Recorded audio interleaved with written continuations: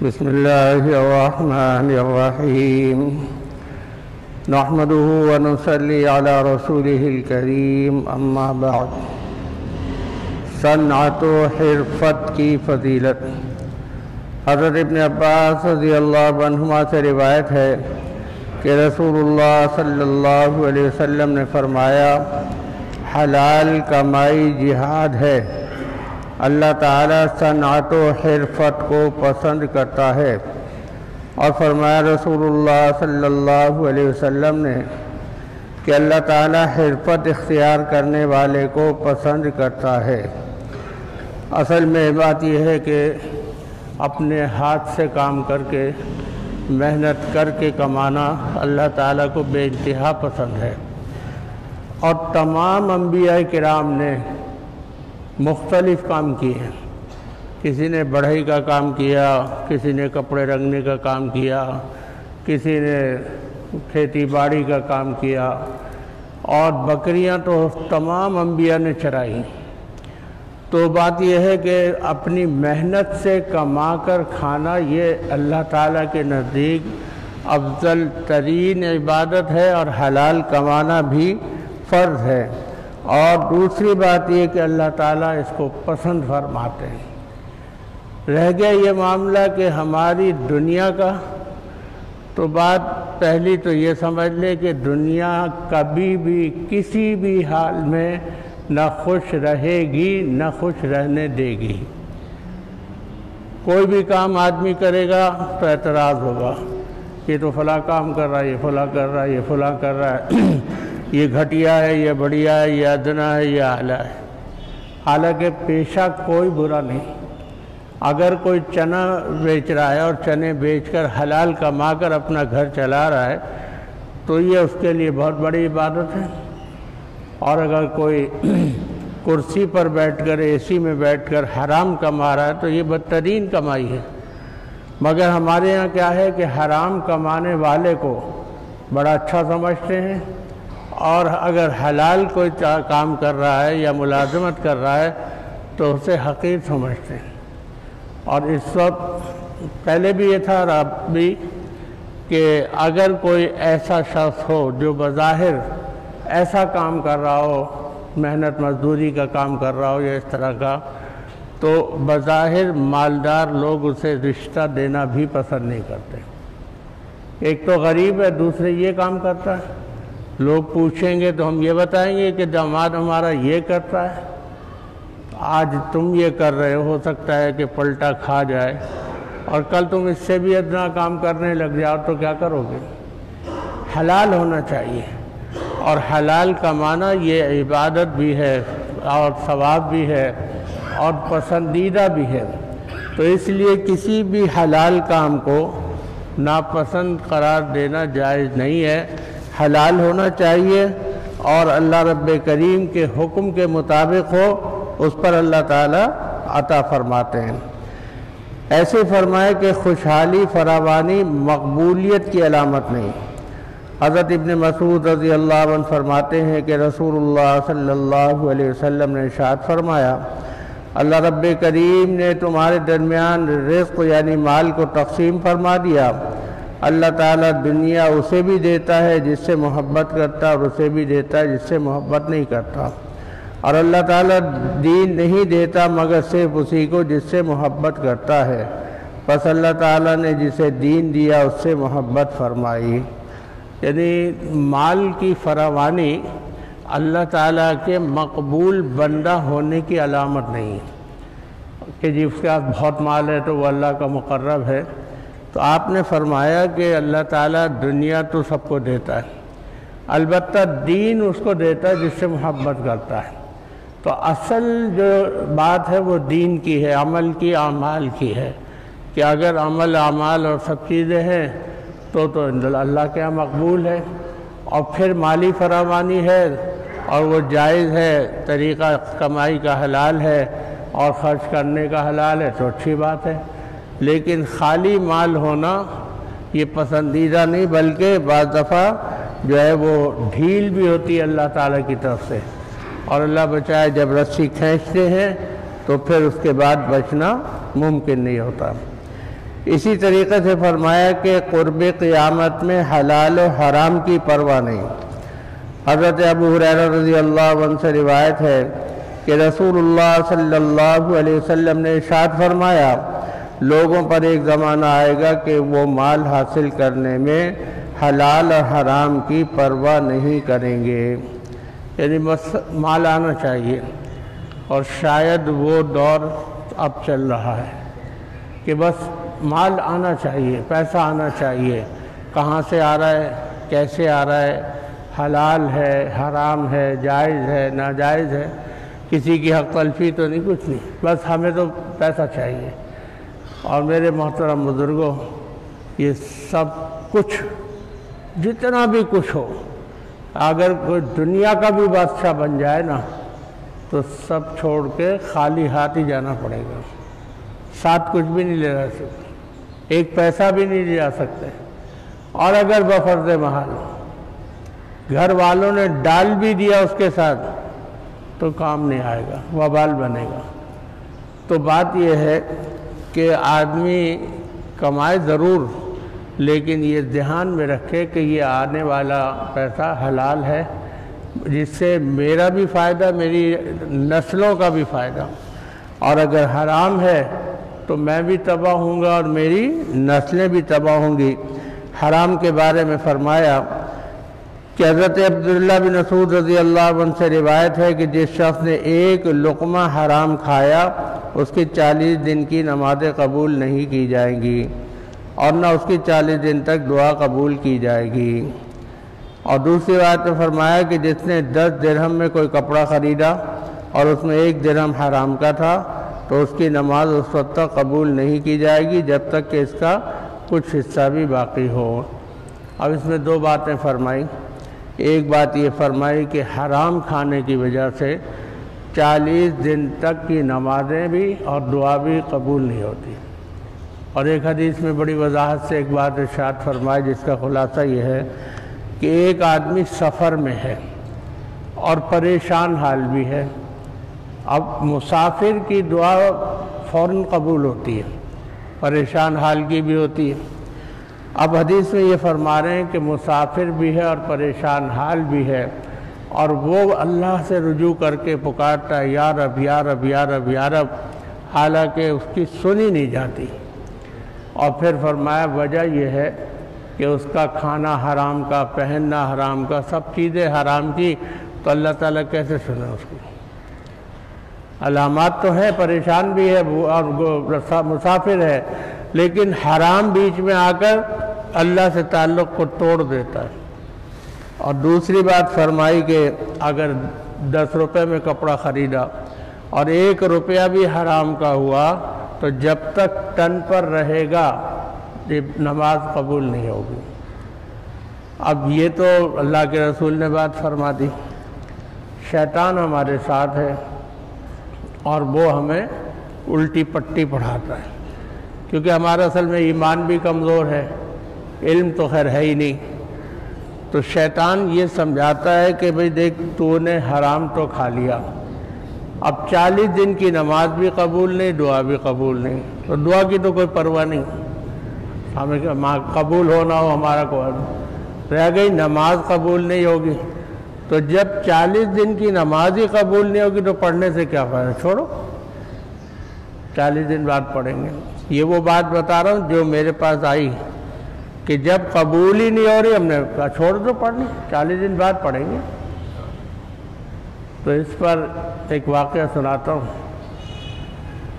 ایک مرتبہ حضرت ڈاکٹر عبدالحی صاحب رحمۃ اللہ علیہ کی ایک شخص نے دعوت کی، نماز کا وقت ہوا، حضرت اٹھے نماز کے لیے، ان سے بھی کہا کہ آؤ بھائی نماز پڑھائیں، انہوں نے کہا نہیں میں نماز پڑھنی چھوڑ دی۔ کیوں چھوڑ دی؟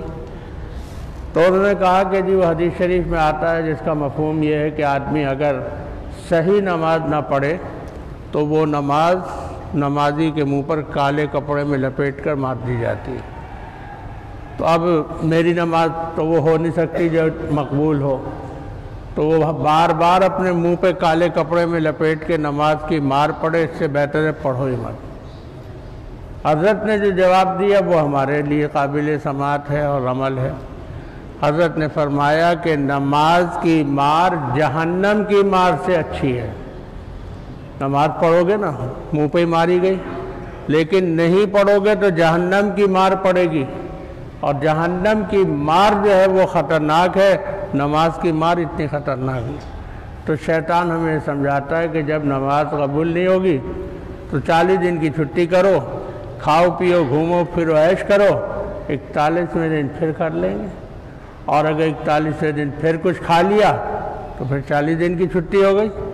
یہ شیطانی دھوکہ ہے۔ اصل یہ ہے کہ اپنے آپ کو حرام سے بچایا جائے۔ ایک واقعہ حدیث شریف کا یاد آیا، ایسا واقعہ ہے کہ بڑی عبرت کا۔ حضرت صدیق اکبر رضی اللہ عنہ کا ایک غلام تھا، اور وہ تھا نجومی۔ اسلام سے پہلے وہ سب یہ کام کرتا تھا، بعد میں بھی کرتا ہوگا۔ تو ایک مرتبہ حضرت صدیق اکبر رضی اللہ عنہ بہت شدید بھوکے تھے، یہ اسلام کے بعد کی بات ہے۔ تو وہ ایک پیالے میں کھانا لایا، حضرت کو شدید بھوک لگی تھی، اور اس نے لا کے پیش کیا، حضرت نے ایک لقمہ کھا لیا۔ جیسے ہی کھایا تو اس نے پوچھا کہ آپ نے مجھ سے یہ پوچھا نہیں کہ یہ کہاں سے آیا، حلال ہے حرام ہے، کہ آپ نے کھا لیا؟ حضرت نے فرمایا بتا کیا؟ تو اس نے کہا کہ یہ میں نے ایک شخص کو بحیثیت نجومی کے ایک بات بتائی تھی، اور یہ طے پایا تھا کہ جب یہ بات پوری ہو جائے تو مجھے کھانا دے دینا، تو یہ اس کا کھانا ہے۔ اب خالی پیٹ بھوکا آدمی، اور بھوکا بھی نہیں، بھوکا مر رہا ہو جو، اب وہ ایک لقمہ اندر چلا گیا۔ جیسے حضرت کو پتہ چلا، حضرت نے قے کی، اب کیا نکلے؟ اتنی قے کی کہ وہ جتنا کچھ گیا تھا اس سے زیادہ پانی نکل آیا۔ اور پھر فرمایا مفہوم یہ ہے کہ اللہ کے رسول نے فرمایا کہ جو جسم حرام سے بڑھے پلے گا وہ جہنم کی آگ ہی گلائے گی، وہ ایسے نہیں گل سکتا۔ تو اتنا اہتمام۔ اور آج صورتحال ہماری یہ ہے کہ جس کا جس طرح بند پڑ رہا ہے وہ حرام کمانے میں لگا ہوا ہے، دھوکہ دے کے، جھوٹ بول کے، فراڈ کر کے اور ملاوٹ کر کے، جیسے بات چل رہا ہے۔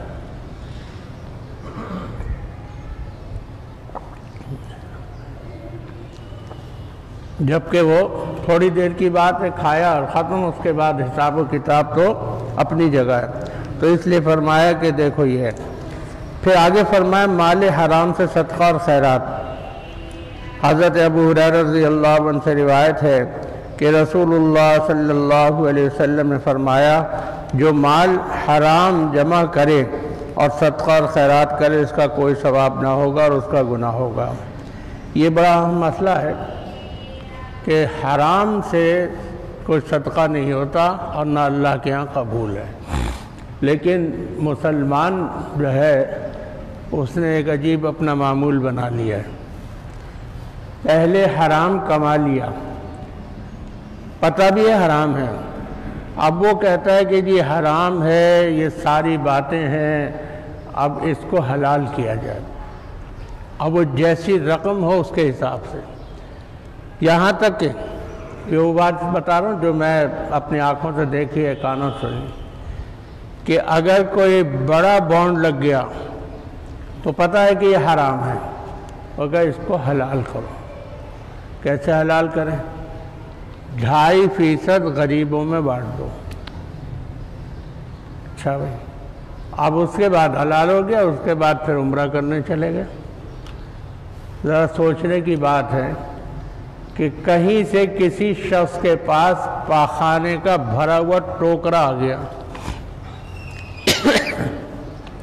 کہہ لیجیے تو پاخانہ ہے، گندگی ہے، اب اس کو کھانا بھی ہے، حلوہ سمجھ کے کہ جی حلوہ ہے، کہنے ایسا کرو اس میں سے 2.5% نکال کے کسی غریب کو دے دو، وہ اپنے کھیت میں ڈال لے گا اور باقی کھا لو۔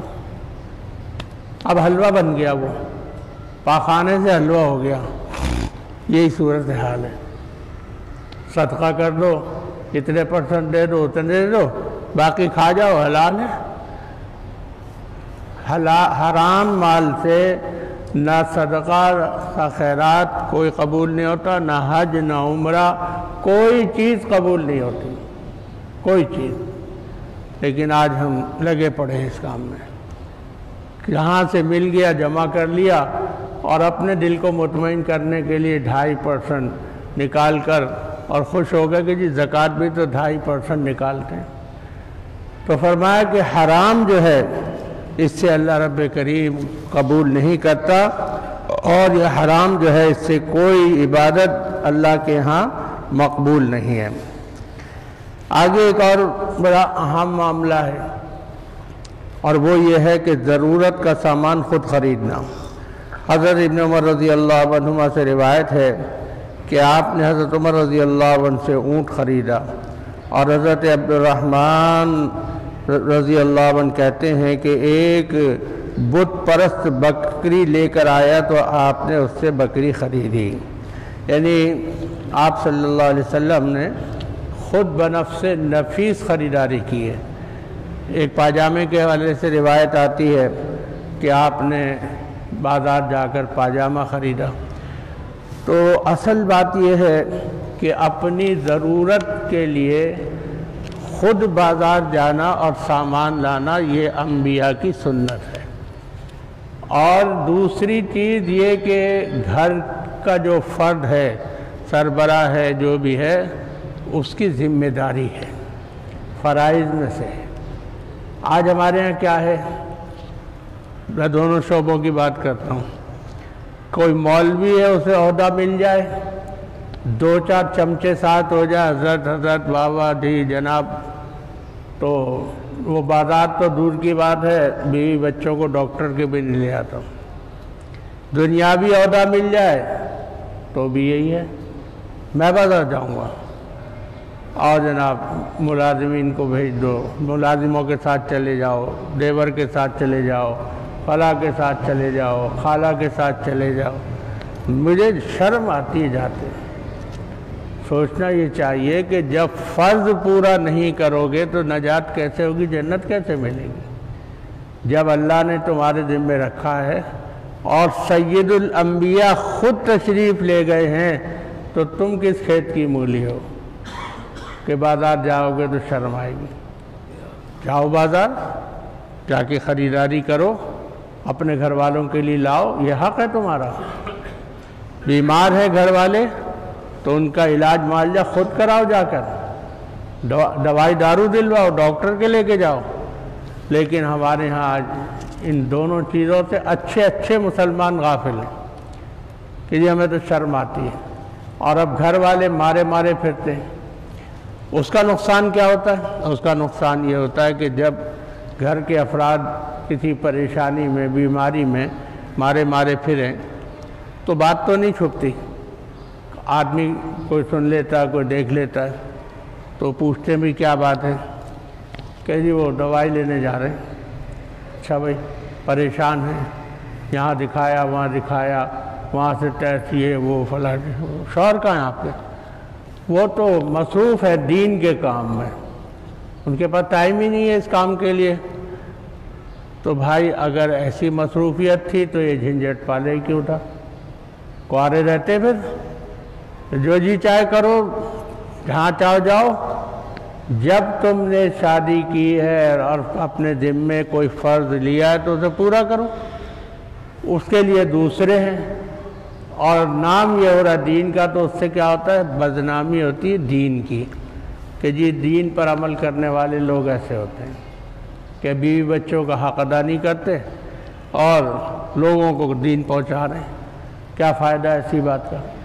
تو بات سمجھنے کی ہے کہ جو ذمہ داری اللہ نے دی ہے اس کو اچھی طرح پوری کریں، اور جب سید الانبیاء نے پوری کی ہے، صحابہ نے پوری کی ہے، تو پھر ہم اور آپ کس شمار میں؟ اگر آج اللہ نے کسی مقام پہ پہنچا دیا تو اس کا فضل ہے، اور وہ چاہے تو وہ مقام ختم بھی کر سکتا ہے، اس کے لیے مشکل نہیں۔ تو اس لیے اپنے گھر کی ضرورت، اپنے گھر والوں کی ضرورتوں کو خود بازار جا کر پورا کرنا چاہیے، لانا چاہیے سامان، ان کی ضرورتوں کو پورا کرنا چاہیے۔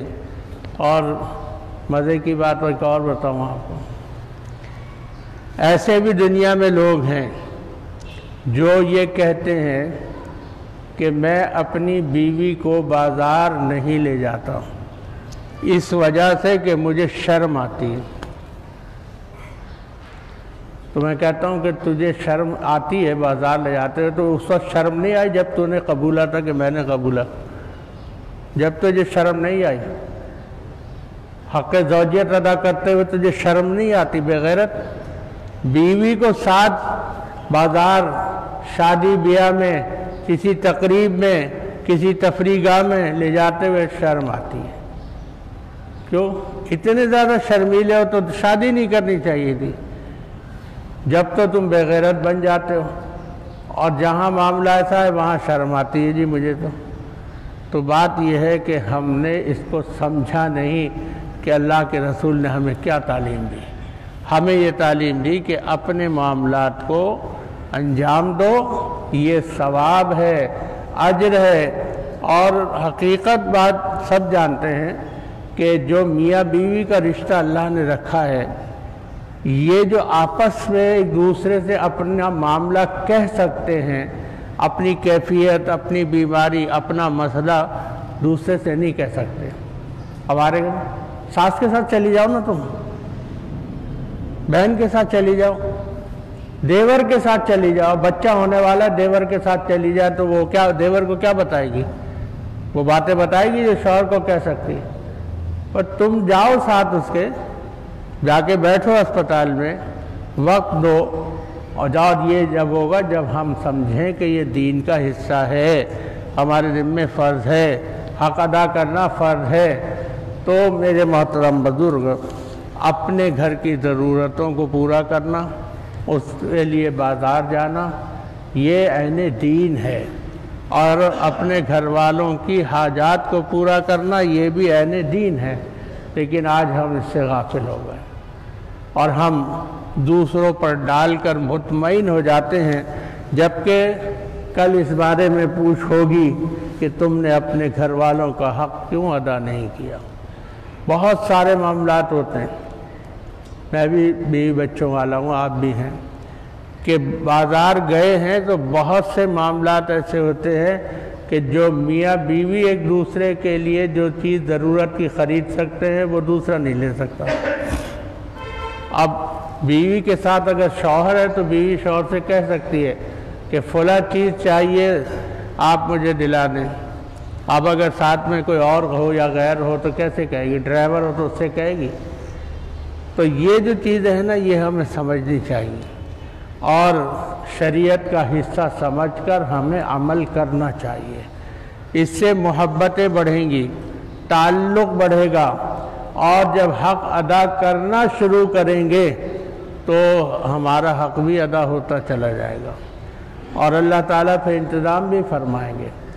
چاہے سبزی ہو، بھاجی ہو، دھنیا ہو، پودینہ ہو، گوشت ہو، مرغی ہو، اپنے گھر والوں کے لیے کرنا یا مہمانوں کے لیے کرنا، یہ عین دین ہے۔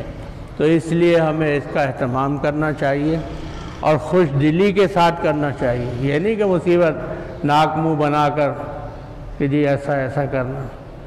ایک آخری بات اور کہہ دوں، بات تو کڑوی ہے مگر بات سچ ہے۔ ہم اور آپ یہ سمجھتے ہیں کہ جی میرے جو پیر صاحب ہیں ان کی خدمت کر کے، ان کے پاس بیٹھ کر مجھے جنت مل جائے گی، اور بہت خوش کہ جی پیر صاحب کے پیروں میں بیٹھ کے جناب ہم نے ان کے پیر دبائے اور خدمت کی اور دعائیں دے دی تو لے لی۔ مگر وہ جو گھر میں پیرنی بیٹھی ہے اس کا دل دکھا کر گئے، اس کو تنگ کر کے گئے ہیں، اس کو رلا کر گئے ہیں پیر صاحب کے پاس۔ ایک جگہ میرا جانا ہوا، ایک پیر صاحب آئے ہوئے تھے، ان کے مرید بھی ملنے آئے۔ نماز کا وقت ہوا کہ بھائی نماز پڑھ لو۔ اچھا بھائی پڑھ لو، میرا بھی وضو تھا ان کا بھی تھا، اور تو ایک ان کا مرید کہہ رہا ہے میں وضو کر لوں، تو میں کر لو خیریت، کہ جی وہ اصل میں گھر سے نکلے تھے، کتا پیچھے لگ گیا، اور تو کتے سے بچنے کے لیے جو بھاگے تو وہ پیر میں اسکوٹر کی سائیڈ لگی تو زخم ہو گیا۔ پھر خود کہتا ہے کہ بیوی کی بد دعا لگ گئی، کیونکہ ہم لوگ شادیوں میں بہت کم جاتے ہیں۔ آج ایک شادی تھی جو بامرضہ تھی اور ہمارے حساب سے بالکل صحیح تھی، وہاں جانا تھا اور پہلے سے اہلیہ سے وعدہ تھا۔ آپ آ گئے تو میں نے انہیں منع کر دیا کہ پھر کبھی چلے جائیں گے، تو وہ بہت ناراض ہوئی، روئی بھی، غصہ بھی کیا، میں ان کو چھوڑ کر آ گیا۔ میرے باپ جیسا پیر ہوتا نا یا میرے جیسا تو کان پکڑ کے اس کو اسی وقت 9 2 11 کرتا، اٹھ یہاں سے۔ پیر صاحب خاموشی سے سنتے رہے، کیونکہ پیر صاحب بیچارے چمچہ گیری ہوگی تو میری پیری چلے گی نا۔ حضرت شیخ سعدی نے فرمایا پیر نہیں اڑتا، مرید اڑاتے ہیں، یہ مرید اڑاتے ہیں۔ حضرت آپ کے کیا کہنے، میں نے رات کو آپ کو خواب میں دیکھا 5ویں آسمان پر کھڑے ہوئے آپ نماز پڑھ رہے تھے۔ ہاں میں ہی تو تھا۔ اب اس نے جناب مریدوں کو حضرت 5ویں آسمان پہ نماز پڑھتے ہیں، پتہ یہ نہیں کہ حضرت بستر میں پڑے خراٹے لے رہے تھے۔ تو یہ تو حال ہے ہمارا کہ جی پیر کے چکر میں بیوی کو ناراض کرنا، تکلیف دینا، فرض پہ سبک دوش ہونا اور نہ کرنا، کیسے کامیاب ہوں گے؟ اور پیر اپنی پیری چمکانے کے چکر میں کچھ نہیں بولتے۔